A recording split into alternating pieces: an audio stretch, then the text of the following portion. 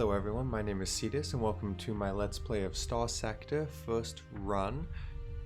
As that would suggest, I have not played this game before, but I'm very excited to do so. I did run through the tutorials just to give me some sense of how to play this game, I mean, you're not just watching me fumble around. That said, the final combat round would show me that I'm very bad at this game still, so there will likely be some fumbling around. Let's go ahead and launch a new game and see what we get to do. Looks like we get to a character creator, which is fun.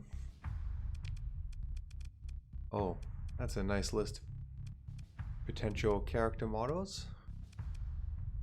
Who looks like good character? That guy looks tough. Let's go. I think I saw... I don't know, this guy looks oddly fancy. I just kind of like his jacket, so we'll go with that. Sector age: young, hottest stars, small planets, small minerals, resources, and fewer habitable worlds. Average, balanced mix of stars and planets. So there must be some sort of procedurally generated planet system, which is kind of cool. We'll go with mixed. Seems like the default, and we'll go with normal. Also sounds like the default. What is Iron Man? You can't quit without saving or load a save while still in game. In other words, no do-overs. This is the setting the game is intended to be played on, but since it's an alpha right now, we use at your own risk. Because of the whole alpha thing and making videos, I'm going to not use Iron Man just in case I have to reload because video messes up or something along that lines. Kind of protect myself. Yeah, we'll take the help pop-ups for sure. Your most recent occupation was as a bounty hunter commanding a wolf-class frigate, a scavenger commanding a wafer-class combat freighter, an explorer leading a salvage expedition from aboard on a Perrin-class cruiser, a punji, a mercenary leading a small force from aboard a Hammerhead-class destroyer. The Hammerhead is nicer, but I think we're going to not start with one of the fastest starts. Freelancer doing whatever jobs you've been able to find. A randomized start. Some interesting options. I don't know. I've watched some videos of this game, but I don't know too much about it. What I do know is that you can colonize, and I love the idea of making my own colonies.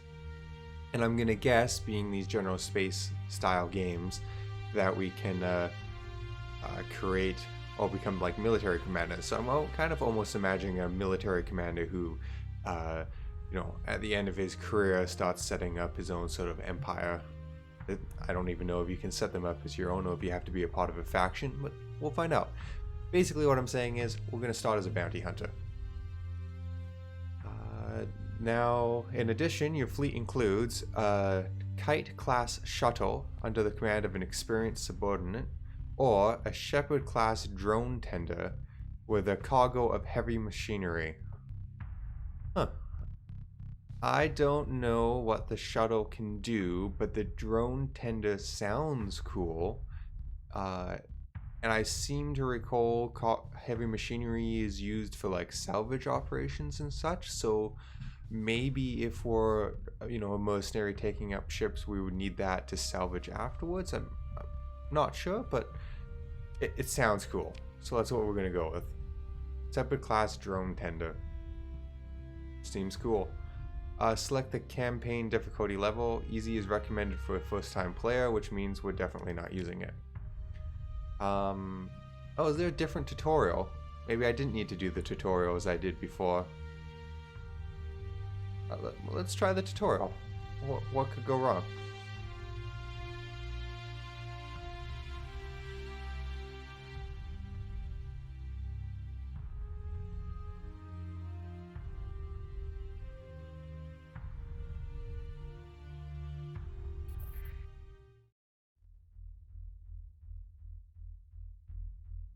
Welcome to... I don't know why my brain just wasn't reading the words there for a moment. Welcome to the sector. Your fleet is in the middle of nowhere and critically low on supplies. Well, that's a great start. If you don't acquire more supplies, your fleet will suffer through a slow but ultimately fatal decline. I think decline is a very nice way of saying we're all going to die horribly. Fortunately, there's a debris field nearby. up onto it and activate your salvage ability to search it for useful cargo. It's possible to scavenge through the same debris field multiple times, but there are diminishing returns and increasing risk with each attempt. Only scavenge once here. Gained ability, scavenge. Make sure to take all of the supplies and any other valuable cargo, but feel free to leave the cheap and bulky metals behind. To get your fleet moving, collect the empty space, etc., etc. Finish. Debris field. Salvage? Okay. Salvage. Your fleet assumes a stable orbit relative to the debris field. The field appears stable and will not drift apart anytime soon. Long-range scans indicate it's likely something of value could be found inside. There are indications of some easy pickings to be had, and the risk of an accident during salvage operation is low. Access. Crew and machinery required and available. We need 80, we have 46. We need 30, we have 20. See, that's why I was thinking the heavy machinery would be useful. Scavenging efficiency is at 22%, plus 67% because of the heavy machinery, plus 0 for my skill, plus 10 for fleet-wide salvaging ability. I can't speak today. This is a great start to these videos. Capacity, crew availability, debris field. So we're losing a bunch because we don't have the crew, and we're losing half because the debris field isn't very dense, and we're losing half because we don't have the crew. So not amazing, but as long as we don't die of starvation in space.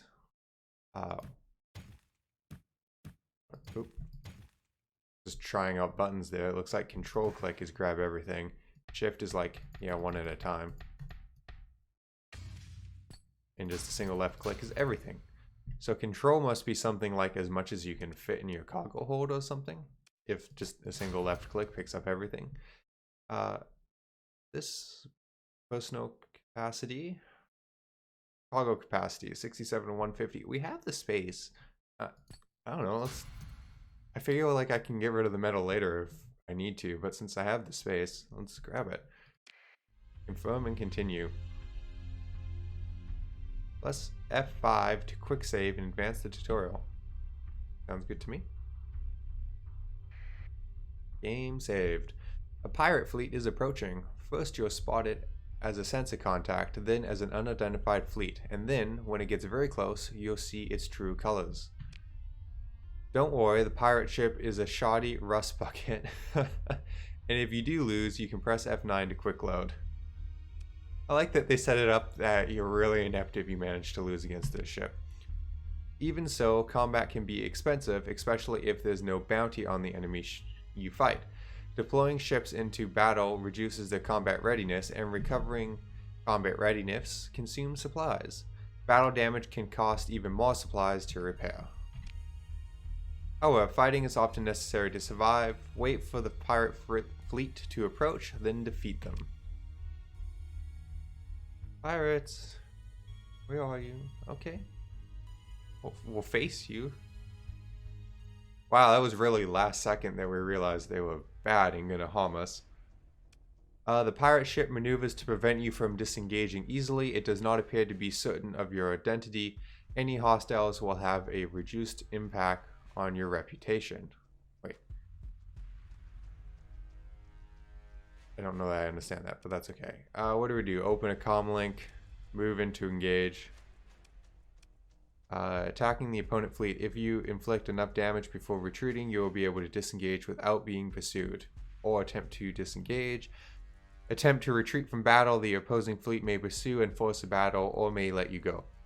As the enemy remains in control of the battle space, you won't be able to conclude any salvage operations. If your fleet hasn't taken any hostile actions, disengaging without damaging any pursuing ships will do the least damage to your standing with the opposing faction. Okay, so they're just letting me know that fighting a faction causes trouble with that faction, which that seems logical to me. Do we open a comm link? Rogue miner. Let's just try. Pirate ship, did the Gemini send you to do this errand for them. Come to collect a bill. I don't remember if I mentioned this, but one of the things I did do is kind of take a glance at what factions exist just to have an idea. And the hegemony reminds me of the oh, I can't think of the book series right now. Anyway, there's a book series that has a similar name to it. Well, that was a great story. Cut the comm link. You cut the comm link. Well, that's nice. Well, that didn't do anything. That we just kind of circled round to the beginning. So let's move into engage. The opposing fleet moves to join in the battle. Transfer command for this engagement. Select your flagship. We'll take the Wolf class ship because the other one not seem useful. Okay, continue. You can select which ships to deploy at the beginning of each battle and deploying reinforcements as the battle goes. Deploying a ship reduces its combat readiness by a fixed amount. In addition, ships will begin to gradually lose combat readiness over the peak readiness as time runs out. Recovering combat readiness takes time and consumes valuable resources. So don't necessarily want to deploy everything if we can help it, which I suppose that honestly makes sense. So we'll dismiss this. Well, so we'll definitely deploy this. I know it's a combat ship. I don't actually know if this is a fighting ship. I know nothing about it. It's probably not worth deploying. Okay, well, we'll continue. And by the way, I just remembered Hyperion is the book I was trying to think of. Or the government is like the hegemony or something like that. So we'll just deploy the one. Feels right. One, oh, you're a tiny little guy. And I think since it's just one ship, we can take direct control of it. Well, we can always take direct control of a ship, but I think we will take... Oop. Huh. Terrible, terrible start to this fight.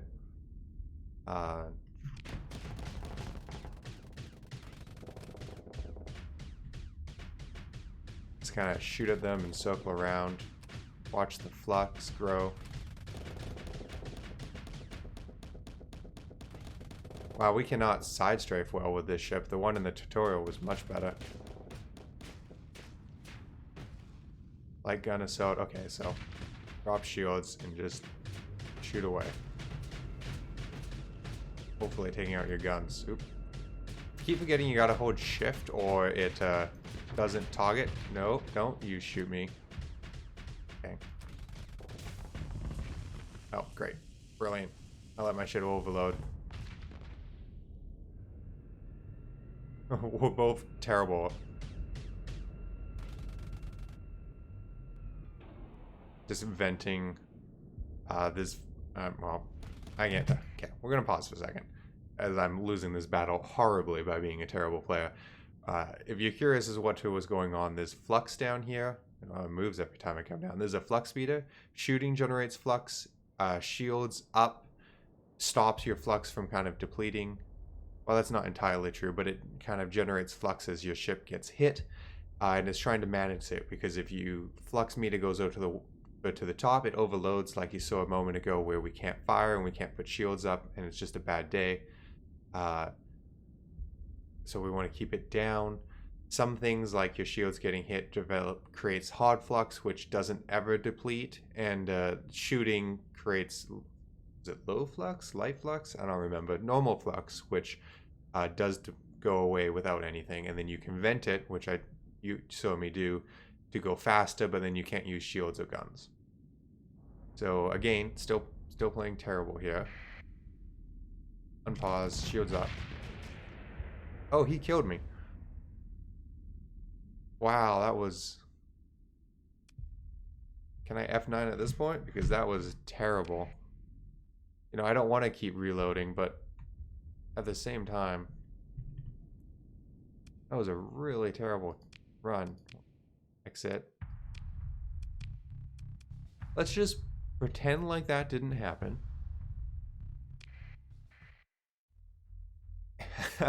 We'll pretend like that didn't happen, and we'll try not to be completely incompetent here. Pirate fleet is approaching. Yeah, we know how this goes. Etc. Etc. Oop. We'll let them hit us. We're going to fight them. And I'm going to try not to be incompetent. Or maybe we'll let the AI handle things.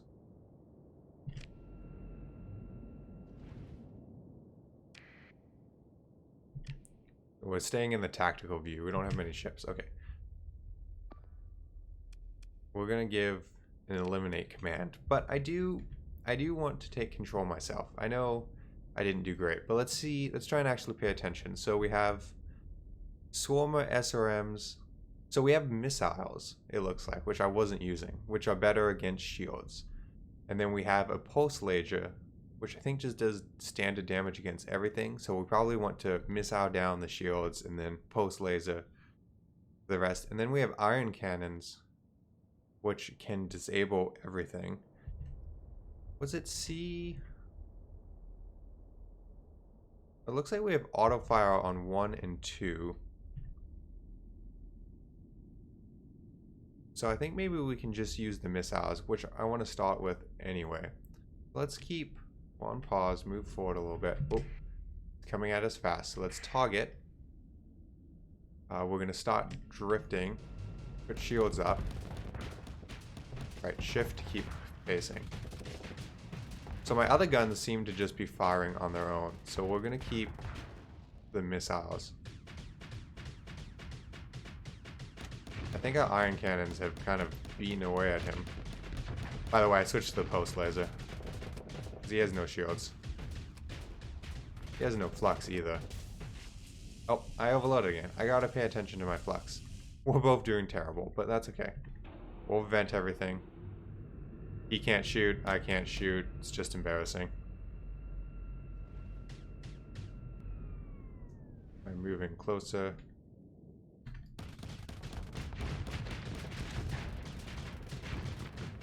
Ramming speed there. Okay, much better. Much better. The enemy fleet is defeated. Oh, well, just defeated me. Pirate ship maneuvers to prevent you from disengaging easily. That's all what we did, right? Your forces were able to gain a complete victory in the last engagement. Relationship with the pirates reduced by 3. Do we care if our relationship with the pirates is bad? Looks like it was already minus 64 or something, so, or 65. Salvage crews are able to recover 308 credits from the CPU cores still active in the wreckage. I'm going to guess 308 credits is not a lot. Pick through the wreckage. We'll grab the supplies. We'll grab the fuel. Can we grab the metal? Yeah, sure, let's grab the metal. I mean, it looks like it's only worth 30 per unit, but it's the beginning of the game. 30 per unit is probably still useful. I mean, that can almost translate directly into fuel, and fuel seems important. Your fleet supply consumption has just gone up. Recovering combat readiness used to deploy ships into battle cost supplies and also does repairing damage. To reduce supply use, repairs and CW recovery on ships can be suspended from the fleet screen. Open the fleet screen. So Q, suspend all repairs. So basically, don't fix the ship because we don't have the supplies. Makes sense? Press F5 to quick save and advance the tutorial. You've gained a level. Normally you gain 1 character point with each level up, but you get an additional 3 points at the start of your campaign. Sounds useful.